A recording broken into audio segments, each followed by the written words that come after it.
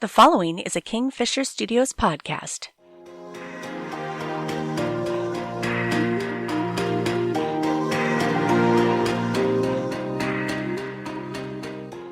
There are 3 words that I spent the majority of my life wanting to hear. 3 words that during my dark time of suicidal depression were desperately needed but sadly unspoken toward me. Why were these so difficult for those closest to me to express? When I was a child, I remember constantly questioning my mother. "Mommy, why don't you love me?" Her reaction was never to reassure me. Instead, she'd get quite angry at the question.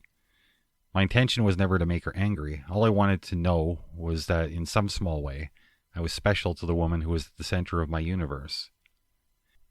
As I got a little older and started grade school, my mother's reassurance seemed a little less important. It's not that I didn't want it anymore. It's just that I started to realize that she wasn't the only person who was able to give me what I so desperately needed. Just 3 words. I don't know if it was my desperation or if there was something else about me that made me something less than special in the eyes of my classmates, but they didn't seem terribly inclined towards giving me what I was so desperate to receive. I wasn't about to ask any of them why they didn't love me, so I decided to keep the need and the hurt to myself. I'd spend most of my time going on adventures in the pages of a book. My favorites were those that had stories built around a boy and his dog. I didn't really identify with much else because emotionally, I was a boy with a dog. I wasn't a boy with friends or a boy with self-esteem. I certainly wasn't a boy who understood those 3 elusive words. When I got married and had kids, I expected that someone would finally give me what I'd been searching for, what I was desperate for. I thought that would be a guaranteed perk of putting myself in that situation. I guess sometimes the disappointment is the one thing we can count on.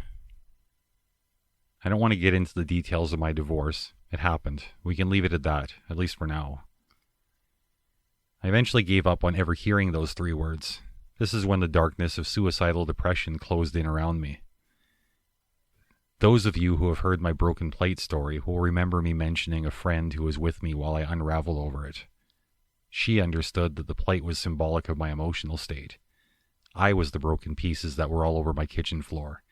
She saw that, and in that offered a glimmer of light in the darkness that surrounded me. When I told her a few days later that I was suicidal, she made me promise not to do anything without calling her. She told me that I wasn't allowed.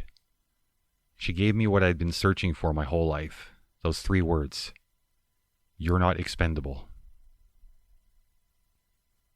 If you have thoughts on this or anything else I've talked about, send me an email. I'd love to hear about it.